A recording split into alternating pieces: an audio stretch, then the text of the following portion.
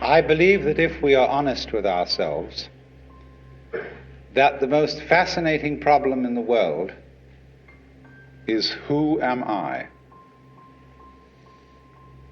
What do you mean? What do you feel when you say the word I? I, myself. I don't think there can be any more fascinating preoccupation than that, because it's so mysterious, it's so elusive. Because what you are in your inmost being escapes your examination in rather the same way that you can't look directly into your own eyes without using a mirror. You can't bite your own teeth. You can't taste your own tongue. And you can't touch the tip of this finger with the tip of this finger. And that's why there's always an element of profound mystery in the problem of who we are. Most of us feel I, ego, myself, my source of consciousness, to be a center of awareness and of a source of action that resides in the middle of a bag of skin. And so we have what I have called the conception of ourselves as a skin-encapsulated ego. Now, it's very funny how we use the word I. If we just refer to common speech, we are not accustomed to say, I am a body.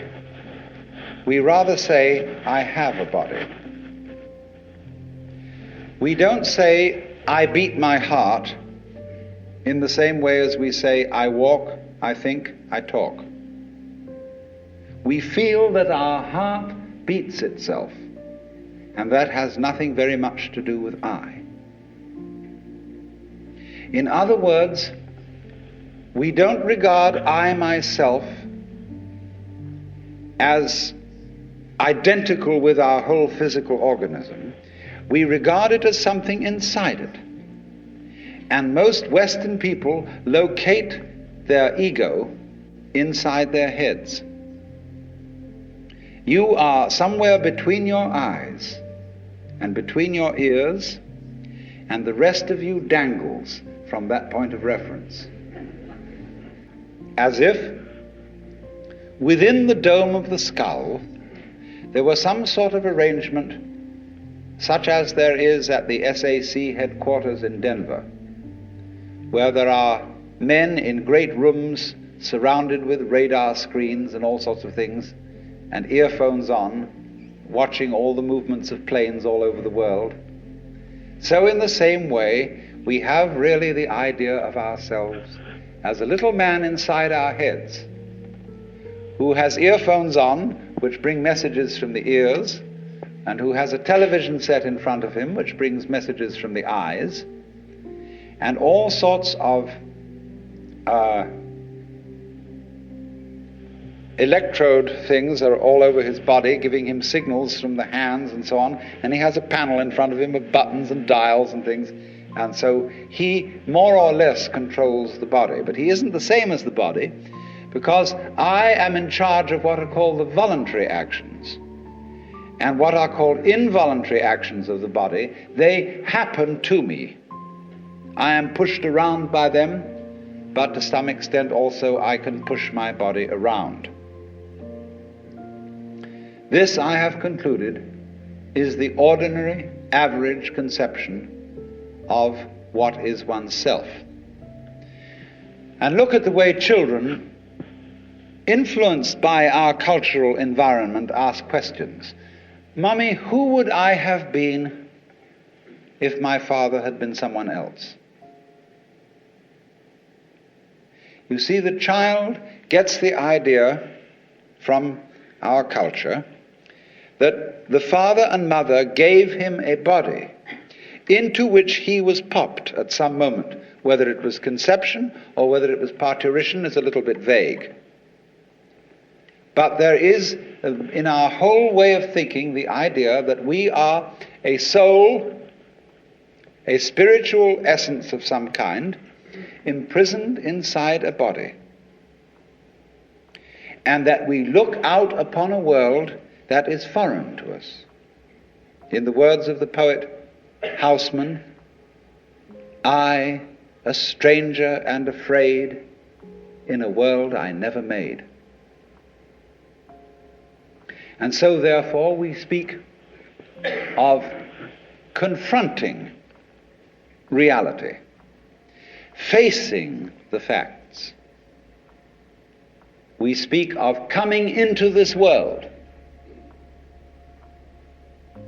And this whole sensation that we are brought up to have of being an island of consciousness locked up in a bag of skin, facing outside us a world that is profoundly alien to us in the sense that what is outside me is not me. This sets up a fundamental sensation of hostility and estrangement between ourselves and the so-called external world. And therefore, we go on to talk about the conquest of nature, the conquest of space, and view ourselves in a kind of battle array towards the world outside us. And this is a ghastly mistake, because here we are in a universe that has nothing in common with us, doesn't share our feelings, has no real interest in us.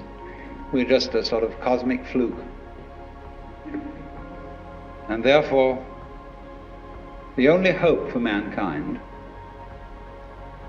is to beat this irrational universe into submission and conquer it, master it. Now, all this is perfectly idiotic, because you cannot get an intelligent organism, such as a human being, out of an unintelligent universe. The saying in the New Testament that figs do not grow on thistles nor grapes on thorns applies equally to the world. Because you see, we grow out of this world in exactly the same way that the apples grow on the apple tree.